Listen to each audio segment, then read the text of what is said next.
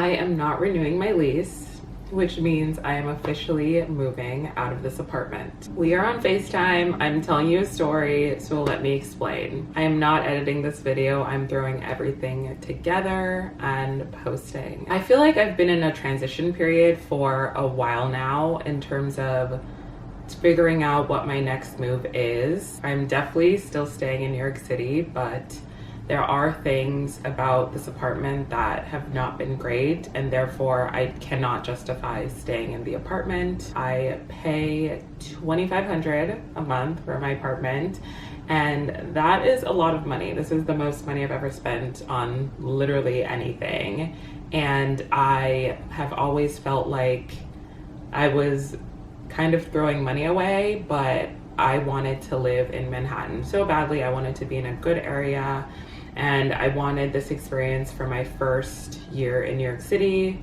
And now that I am starting year 2 in New York City, I really am trying to think ahead and be more logical about what my next move is in terms of renting a new apartment. So things in this apartment that have not been great, I can list a few. The management is honestly, they are not great, and there have been so many things that I've needed fixed that have taken way longer than they should. A few heater issues that have went on longer than they should have. I've had a few pest issues, and I just feel like for what I'm paying, it simply doesn't make sense to continue a brand new lease under what has been going on. And as I've mentioned to you guys, there are things structurally in the apartment that I would want differently in a new apartment. I don't have the biggest bathroom, I don't have the biggest room, but I also have said that I am open to a studio. So right now I am really expanding my search to really figure out what is my next step in New York City. Being a freelancer has impacted my search tremendously, and I want to talk about the stressors of that, because as a freelancer, I am not given a W-2, meaning I am not a corporate worker. I work independently, and that has some hurdles because work is not steady, meaning my income is like this. And that has definitely impacted my budget of my next apartment. So those are factors that have kind of come into play in the last couple weeks that have completely changed how I'm viewing apartments right now. And I also wanted to be really honest about this part is there have been points in the last few weeks that I've been so emotionally defeated. I feel like in some ways I've failed living in New York, and I know that is so far from the truth, but feeling like I can't keep up with the cost of living is such a big stressor, and no one talks about it because New York is somewhere that people truly glamorize. I do as well, but I feel like I really need to think more about my lifestyle here rather than where I live. With that being said, I want to put more emphasis on the city rather than the apartment. I came all the way here from California. If you're new here, I came here from California, and I had dreams of living here for over 10 years, and being here and going out, living these experiences, networking, really diving into the city is the literal reason why I picked up and moved across the country. So I don't want to put a ton of emphasis on my apartment and living situation when I can offset a lot of that money and be more immersive in the city. I think my year 1 was honestly amazing, and I did so much, and I'm looking back, I was like, I did a lot in year 1, and I'm so proud of that, but I know that I want to do more this year. And because I want to do more, that means I quite literally need to pay less money in rent so that I have the funds to do more in the city. I am torn between Manhattan and Brooklyn.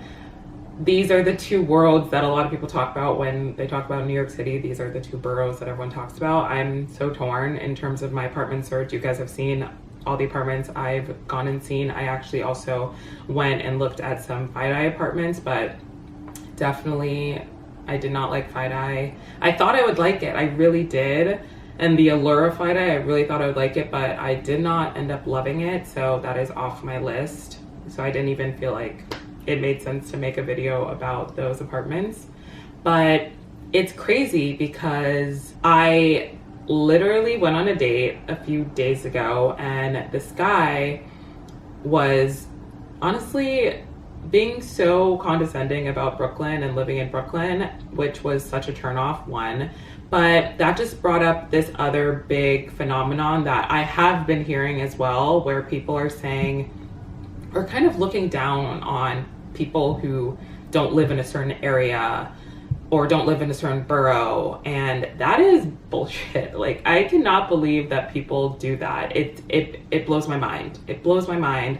And I hate that I feed into that societal pressure as well of, oh, I don't live here, so therefore I'm not good enough. Like, who decided this? It's ridiculous. But anyways, with that being said, I'm still torn between Brooklyn and Manhattan. I'm still actively searching for apartments every single morning. This is what I do: search for apartments, click the listings, and try to go view them. So this is a daily active search, and it is exhausting emotionally and physically, but it is what needs to be done. I'm also torn between keeping my furniture in my apartment or selling everything and starting over. I'm very torn. I'm very, very torn. There are some things that I'll probably sell because it just might be easier to get something new. Like, my dresser is not in the best condition already, so it doesn't really make sense to bring it. That's just one example, but there are some things I will probably keep and then go on Facebook Marketplace and see how I can like curate my next space, because I think the most fun part about getting a new apartment is curating the new space. And I don't want it to be just a copy paste of what this is, because I feel like this apartment is a moment in time of my life and I'm so grateful for it. But I know that in my next apartment, I want to curate that space and make it special in that way. Living alone for the first time in my life. So I'm 29 years old. I moved here a year ago, so 28 years old was the first time I ever lived by myself. I'm one of 5 siblings, so literally since I was a baby, I lived with other people. I've literally shared rooms, shared dorm rooms, shared apartments. This is the very first time in my life that I'm living by myself, and that has brought on a lot of revelations, and it was honestly very uncomfortable for most of the year. I'm not even gonna lie. I'm not even gonna try to glamorize it and hype it up. It was hard for me, especially because I'm an extrovert and I didn't know anyone when I moved here, so a lot of things were at play. But it was very important that I had this experience. I needed this experience in my life, and I know that. So I don't regret it at all, but I want to highlight that it was uncomfortable a lot of the time because I was very lonely. So that is something else that I've been factoring into my thought process. Do I get a roommate for my next apartment? Do I continue living by myself? I don't know, but I wanted to tell you guys this. These are the things that I'm thinking. This is what's in my head right now. And as I prepare for this upcoming move, I want your guys' thoughts. There will be way more videos about what is going on between right now and when I sign a new lease. So I'm curious about what you guys want to see. I want to really take you guys along this experience as honestly and as much as I can share. I think it's really important to share a POV like this because a lot of people do not share this, and I know that. And I think for me, it's also refreshing to hear something genuine and authentic and really putting themselves out there in terms of their search and talking about all the nuances and things that are uncomfortable and a lot of people don't talk about. So that's me. I'm your girl. So if you are new here, please subscribe, thumbs up this video. I am kind of going through it emotionally. This is a big transition period of my life, but I know that I'm starting a new chapter and it's exciting, it's scary, but oh my gosh, talking to you guys about it helps a lot because you guys have honestly given me so much perspective in the comments over the past 2 months about all of this. From someone who came here a year ago, not knowing shit. I did not know anything. I've gained so much from you guys. So thank you. And continue to help me because I need it and I'm asking for your help. So leave a comment. Let me know anything that you think and what kind of videos you want to see from me. I really hope you enjoyed this really unfiltered, honest conversation. I decided to just get on and talk. I didn't really feel the need to edit this and make it super fancy or whatever, because I think it's important to just come as I am. So thank you guys. I love you guys, and I'll see you in my next one.